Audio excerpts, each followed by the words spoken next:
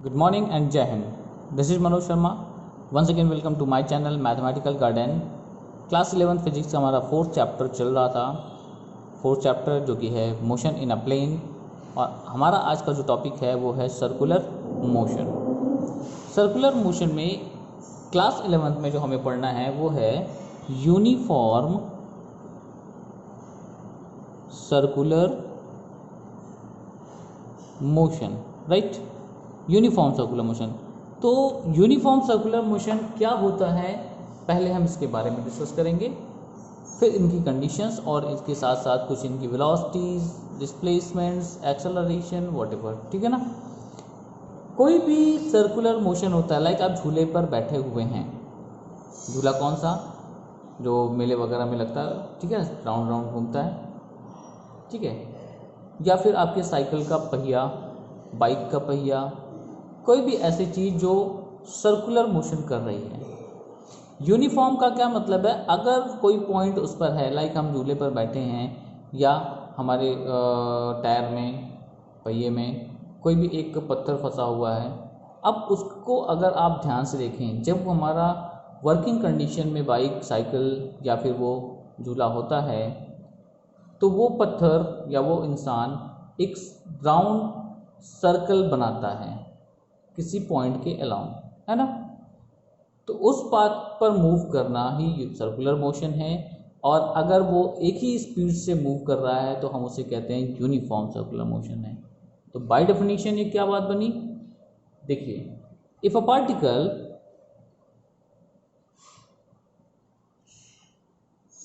Move along a circular path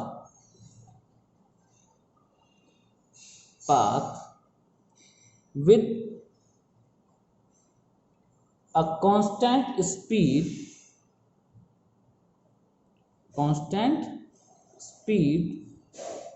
एक जैसी speed अभी मैंने बताया है ना, then its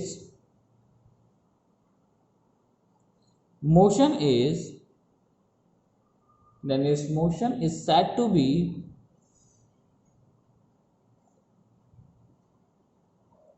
uniform circular motion. ठीक है, थोड़ा शॉर्ट में लिख देते हैं। एग्जाम्पल भी मैंने बताया, the rim of your vehicle.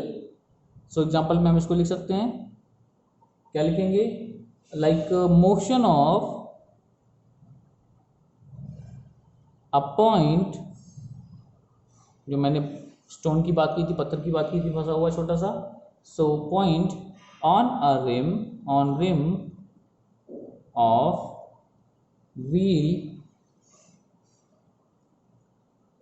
rotating uniformly।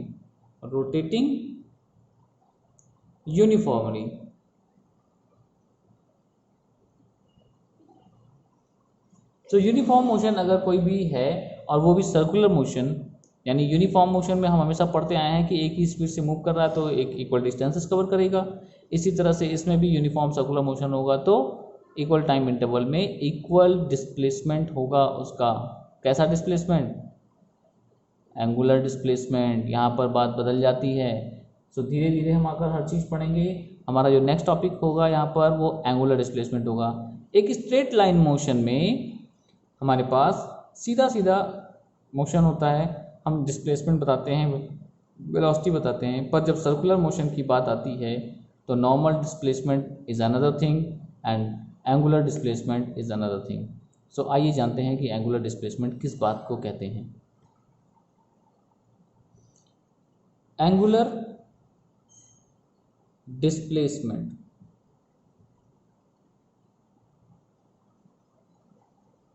सबसे पहले मैं यहाँ पर डिफिनीशन लिखना चाहूँगा, क्योंकि डिफिनीशन के बाद ही आपको पूरी बात क्लियर हो पाएगी कि क्या है। So the angular displacement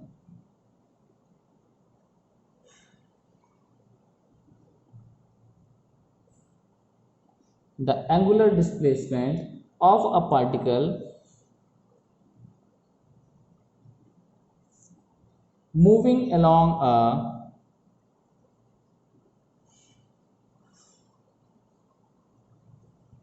circular path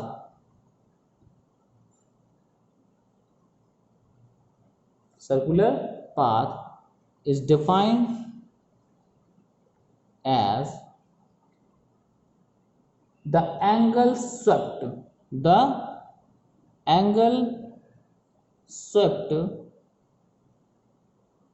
out by its radius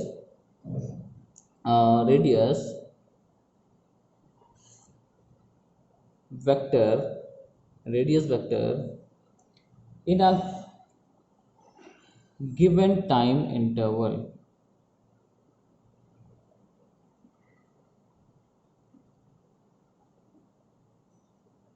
चलिए, तो अब इसका एग्जाम्पल के थ्रू इसका मतलब समझते हैं कि क्या है, कितना उसका रेडियस सब मतलब खिसक गया है।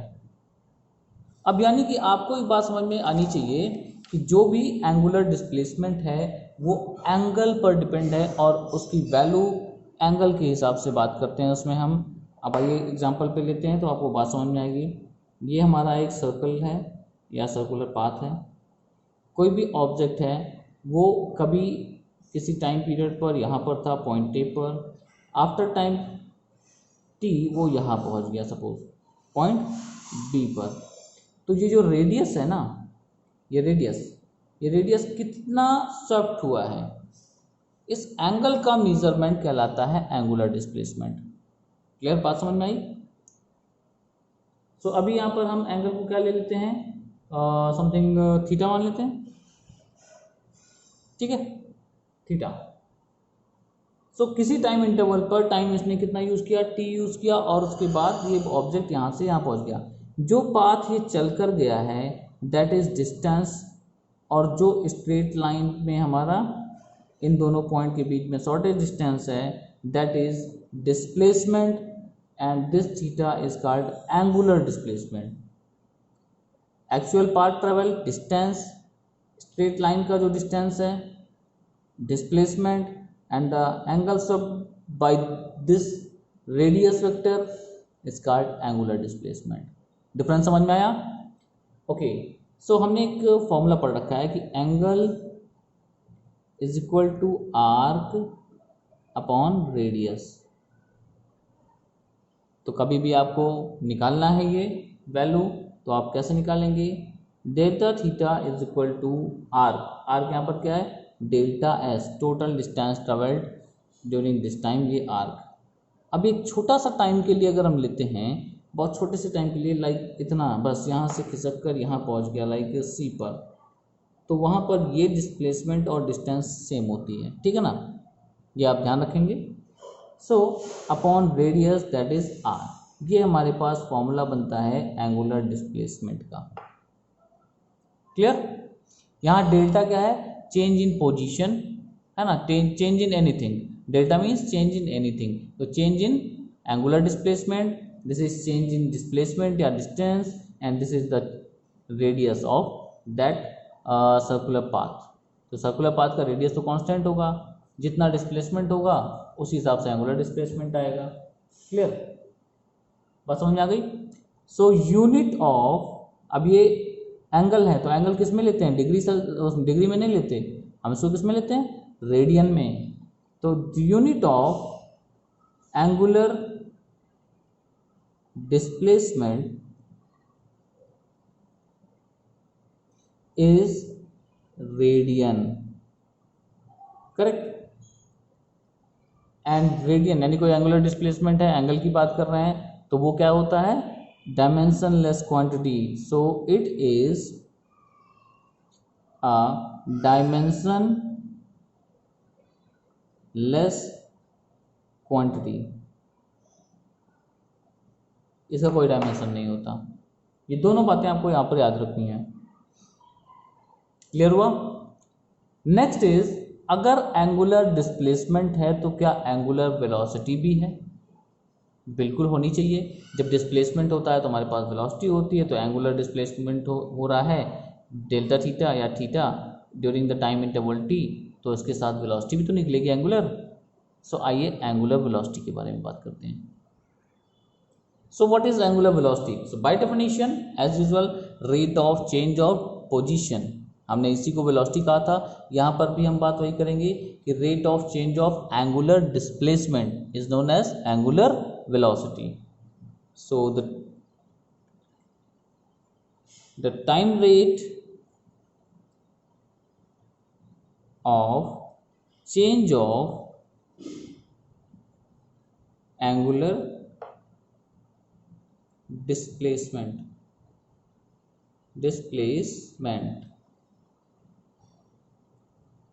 of a particle, पूरा नहीं लिख रहे हैं, of a particle is called angular velocity। इसका क्या सिंबल होता है? तो angular velocity is denoted by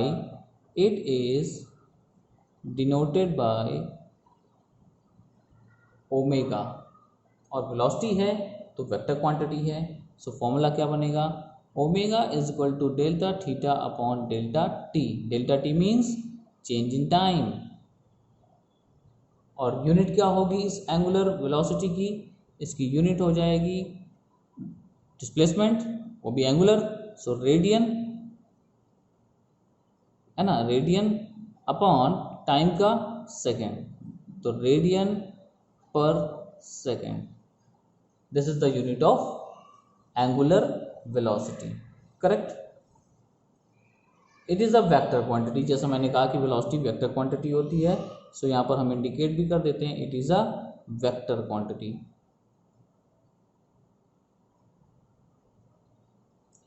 मान लेते हैं किसी छोटे से टाइम इंटरवल के लिए, इंस्टेंटेनियस टाइम इंटरवल के लिए हमारा छोटा सा डिस्प्लेसमेंट होता है, तो उस समय हमारी जो एंगुलर वेलोसिटी होगी, इंस्टेंटेनियस एंगुलर वेलोसिटी, वो क्या होगी? Modulus of this omega is equal to, ये ओमेगा है, आप इसको ओमेगा पढ़िएगा, ठीक है ना। बहुत लोग डब्लू भी बता देते हैं, पर एक्चुअल में डब्लू नहीं, ओमेगा का सिंबल है वो, उससे हम डिनोट करते हैं। So omega is equal to limit delta T tends to zero, यानी कि time is very close to zero, यानी कि नियर अबाउट ना के बराबर है, जीरो नहीं है, ये आपको ध्यान रखना पड़ेगा। So delta theta upon delta T, so it will become small D theta upon small D T, ये हमारा क्या आ जाएगा? Angular velocity, correct. क्योंकि अगर ये डेल्टा टी जीरो हो जाएगा तो अपॉन में जीरो का कोई वैल्यू नहीं होती, यानी कोई अनडिफाइंड टर्म हो जाता है, तो ये जीरो नहीं है, it is very close to zero, मतलब टाइम इतना कम है कि बहुत थोड़ा सा डिस्प्लेसमेंट हो रहा है। सो उस समय वो हमारा angular velocity, instantaneous angular velocity मिलेगी, ठीक है ना। Next term is time period, क्योंकि अगर कोई सर्कुलर मोशन हो रहा है तो सर्कुलर मोशन हमारा पीरियोडिक मोशन होता है। क्या बोला मैंने? पीरियोडिक मोशन, सर्कुलर मोशन हमारा पीरियोडिक मोशन होता है, तो वहाँ पर एक टाइम पीरियड भी होगा कि कितने टाइम के बाद वो खुद की पोजीशन को रिपीट कर रहा है, या कह सकते हैं कि इनिशियली जहाँ से चला था फिर वहीं पहुँच गया। भाई एक सर्कुलर मोशन है तो टोटल डिस्प्लेसमेंट हमारा जीरो, क्योंकि जहाँ से चला था फिर से वहीं पहुँच जाना है। पर एंगुलर डिस्प्लेसमेंट की रिस्पेक्ट में बात करेंगे तो वो उसने 360 डिग्री कवर किया एक कंप्लीट साइकिल पे, सही है ना। तो एक कंप्लीट साइकिल कवर करने में जो टाइम लगता है that is called time period, correct. So time period क्या होता है हम इसके बारे में डिस्कस करेंगे।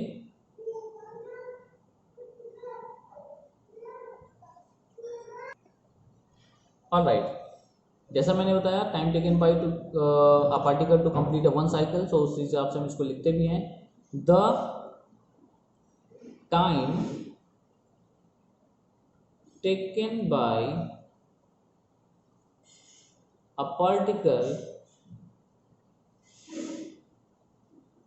To complete one revolution along its circular path, ध्यान रखेंगे along its circular path, एक पूरा कंप्लीट रेवोल्यूशन करने में, है ना, रोटेट पूरा कंप्लीट रेवोल्यूशन या एक साइकिल कंप्लीट करने में जितना टाइम लगता है इज कॉल्ड टाइम पीरियड।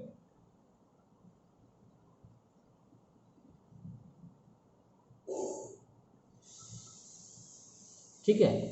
और जब छोटे छोटे टाइम की बात करते हैं, जैसे मैंने अभी यहाँ पर कहा था आपसे कि कुछ समय में थोड़ा सा टाइम हमने लिया और ये हमारा पार्टिकल ए से बी पहुँच गया, इसने पूरा सर्कल नहीं कंप्लीट किया, तो ऐसे टाइम को हम स्मॉल टी से डिनोट करते हैं। और अगर पूरा एक सर्कल कंप्लीट करने की बात करते हैं, जैसे हम टाइम पीरियड कह रहे हैं इस सर्कुलर मोशन का, उसे हम कैपिटल टी से डिनोट करेंगे, ध्यान रखेंगे, ठीक है।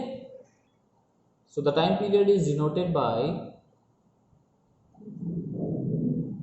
कैपिटल टी, ठीक है। और टाइम का जो यूनिट होती है सेकंड, इसकी यूनिट हमारी वही होगी, यूनिट यहाँ पर क्या होगी, दैट इज सेकंड। एक टर्म और आता है फ्रीक्वेंसी। जब हम बात करते हैं पीरियोडिक मोशन की, तो फ्रीक्वेंसी टर्म दिया आता है हमारे पास। फ्रीक्वेंसी, फ्रीक्वेंसी क्या होता है, जैसे एक साइकिल कंप्लीट करने में जो टाइम लग रहा है उसे हमने टाइम पीरियड कहा, वैसे ही एक सेकंड में कितने साइकिल पूरे हो सकते हैं या कितने कंप्लीट रेवोल्यूशन हो सकते हैं। हो सकता है एक सेकंड में वो आधा ही कर रहा हो सकता है कि एक सेकंड में वो एक बार मूव कर रहा हो पूरा, हो सकता है कि एक सेकंड में वो 10 बार मूव कर रहा हो, है ना। तो पर सेकंड कितने साइकिल कंप्लीट होना, इसको हम कहते हैं फ्रीक्वेंसी। क्या बोलेंगे, the number of revolution, the number of revolution complete per unit time, per unit time, इसे हम कहते हैं frequency. And it is denoted by new, एक सिंबल है इस बी जैसा न्यू, ठीक है ना। और हमारा जो टाइम होता है वो इन्वर्सली प्रोपोर्शनल होता है इस न्यू के, ठीक है। अगर हमने कहा कि सपोज करिए फ्रीक्वेंसी है, न्यू की वैल्यू है 5 हर्ट्ज, इट मीन्स व्हाट, कि 5 रेवोल्यूशन कंप्लीट हो रहा है, 5 रेवोल्यूशन इन 1 सेकेंड, ठीक है, क्लियर। तो एक साइकिल, एक रेवोल्यूशन कब होगा, एक रेवोल्यूशन होगा 1/5 सेकेंड। सो जो हमारा टाइम पीरियड हमने कहा एक रेवोल्यूशन के लिए वो कितना है 1/5, और 5 किसकी वैल्यू होती है इसकी, इट मीन्स कि v and t inversely proportional हैं एक दूसरे के, करेक्ट। सो ये कुछ पार्ट्स थे, कुछ टॉपिक्स थे हमारे सर्कुलर मोशन के। नेक्स्ट टॉपिक हम नेक्स्ट वीडियो में देखेंगे। Till that, thank you for watching. जय हिंद।